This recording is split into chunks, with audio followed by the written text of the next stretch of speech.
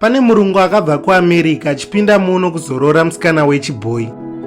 Akabva achinja zita rake rechirungu akabva atanga kudzidzira language yemuno. Ende kutaura kwandikuita izvezvi akunzi Baba Jimmy. Popularly known as Baba Jimmy has become a TikTok sensation. Tiye apinda muno unongoziva problem 1 yaanotanga achisangana nayo muno muAfrica. He encountered evil spirits, witches and women who wanted him to marry them. Ari kuti kwanzi iye nemukadzi wake vanogara vachirwiswana nevaroyi, ende kune vamwe vakadzi vanenge vachitonetsa mukadzi wake vachidawo murungu uyu kuarea kwaanogara.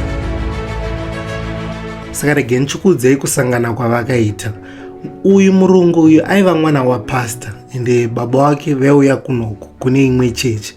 Ende iye uyu akataura muinterview achiti akatanga kuona musikana uyu akabva apenyerwa. It was love at first sight. Achiti ndaona a dark skin chocolate looking girl. Akatopenyerwa. Anga ane 15 years apapo. And ane 15 years ka. Chimwe chinhu chaakatoita chihombe chekutoti vanhu izvozvo vanhu vakuru vakutochitadza. Akati akarova 4 months achinamatira musikana achiti dei musikana uyu andidawo tazororana kana takura. At 15 years mukuona anga akutofunga kuda kutorora. Inini Hasta PV, inini ndadarika 20 years but handisanda kufunga kurora, but uyu mupana ane 15 years anga kufunga kurora. Saka zviri fani. Saka vakazororana iwo ane 18 years. Ane 18 years because apa paiva ne 15 musikana aiva ne 13 years, which means akarora musikana mudiki. Ameno ndozvaangotaura muinterview, haana kuzonyatsa kuita further into more.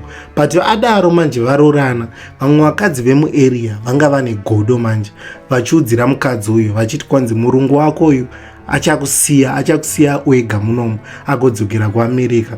But murungu uyu akanyatsa kusimbisa mukadzi wake akati nini hanombodzokere kuAmerica, ndanakidzwa what Africa has to offer munomu.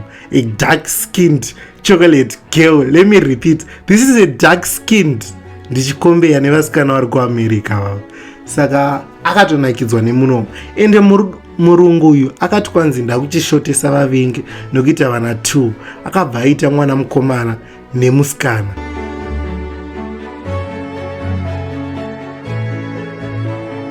So pavakaita vana 2, a hate towards them yakabva yaita wese. Vanhu vakatanga manje mahaters kutozovavenga wese. And Sidia, the youngest, is now 3 years old. We got married in 2017 and we have been together for almost 7 years. Many people never wanted me to marry this man, and even after our wedding, they wanted us to divorce. Some said he wouldn't love me for long and would probably go back to America and leave me alone. Others also said that I'm not supposed to be his wife, and many more. Kusvikapo extent yekuti vanga vakuroyiwa ndozvaanotaura muinterview achiti kwanzi tanga takutopindana mumaspiritual war anotonetsa ekutoti aitoroyiwa nevanhu vakawanda. And at the same time futi ane vana 2 murungu uyu. Pane vamwe vakadzi vaitauya vachimuofa paside vachiti inini chero ndakaita mukadzi wako wechi2, chero ndakaita mukadzi wako wechi3, ndotoda kutokuitira matwins. Achiofewa achipiwa maoffers nemaelobon uku mukadzi wake angari atoti black boy handizivi. Nyorai word mcomment section. Witch doctors and people constantly attacked us, making it feel like a spiritual war. Every member fell sick, including our dog, who had the flu. Ende achinetsa kudaro akabva atotaura achiti pane rimwe day rekuti pane zvinhu zvaakatoona. Lamheno chakatonge chidhenderi chaakaona ndopaakazonotaridza akasendera mapicture vabereki vake vaya, because vabereki vake vanga vari pastor. Mubereki wake handanga adzokera kuAmerica, akasendera mapicture akati one zvinhu zvandikuona pagedhi pangu izvizvi. Akazopuwa mainstruction, akapuwa munamato yokuita nekuzvipisa. And ari kuti paakangopisa zvinhu izvo zvanga akasetirwa zvakabva zvinhu zvaivanetsa zvakamboita kunge zvapera. Kwanzi imbwa yavo futi yairwara, ende mbwa yacho yaitorwara. Pakangopisa zvinhu izvozvo yakatopora. Chero vana vake vanga vakurwara vakabva vapora paipisa zvinhu izvozvo, zvichitaridza kuti pane vanhu vakabata-bata. Guys, kubata-bata kana kumbonyarawo murungu, kubata-bata uchiroya murungu. Guys, vanhu vane zvivinda varoya nezvivinda man. People would come pretending to hug us, but we knew they were trying to poison us. we could easily identify those who were bringing poison and would just laugh, pray, and stay strong, as it had become a daily occurrence. And what's so great about their relationship ndezvokuti uyu mukadzi uyu nemurume uyu vanofarira zvechechi, vanofarira kunamata. Saka vakanyatsosangana vanhu vanonamata vese, kusangana ka1 vese vanhu vanonamata. And muchitoona pavidhio rinoni futi pana amwe mapicture avakatoshiya painterview vachitotaridza kuti vabereki vemurume uyu vanotofarira muroora wavo manyama kuti tine muroora anoda zvokunamata. Sezvandakuudzai kuti baba vemurume uyu ndipastor, saka vakatofara pavakatonzwa kuti musikana wavakaona muAfrica munhu anofarira zvokunamata. Ende iye murume uyu pamba pake akatogadzira studio, atogadzirawo studio kudaro anenge achitodzidzisa vana vake kuimba gospel, achivarekodha achidini sezvamuri kuona izvozvi pascreen izvozvo.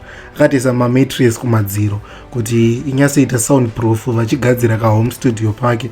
Ende atori neYouTube channel neTikTok account yaanotoshare gospel yake. It's like inenge every Thursday and Friday and Sunday vanenge vatori palive vachitodzidzisa vanhu vachitoita masermons echurch. And vanhu vakasangana echurch ndo zvakanyatsonakisa parelationship iyi. And zviri so inspirational kuona vanhu vanonyatsokurwisa vanhu vanenge vachivanetsa, sezvanga vachitaura kuti kwanzi pane varoya vanotitsoma pageti pangu ndakazoona chidhende cheredhi chakasungwa chakadai takazochipisa. Saka this is a good relationship indeed. Being attacked by evil spirits is normal even when you are a believer. The point is to be aware that you're under attack. Satan might send you evil thoughts, anxiety, and weakness. All of those are weapons from Satan. I pray that you might receive spiritual eyes so that you can see what happens in the spiritual world. After choosing Judith to be my wife, the war began. Some girls wanted me to marry them instead of Judith. Kune vanga vachida kuziva kuti vanogara place ipi, vanogara kuKenya. We got married in 2017 and we have been together for almost 7 years. Many people never wanted me to marry this man, and even after our wedding, they wanted us to divorce. Some said he wouldn't love me for long and would probably go back to America and leave me alone. Inotidzidzisa kuti nyangwe vanhu vakada kuparadzisanisa vanhu, kana vanhu vakangosanganiswa naMwari hapana anokwanisa kuvaparadzanisa. Nyangwe pakauya varoyi squad yakaita sei, hapana anokwanisa kuvaparadzanisa. And thank you for watching. Mucomment comment section zvinhu zvamuri kufunga pamusoro penyaya ino. Hasta dear PV.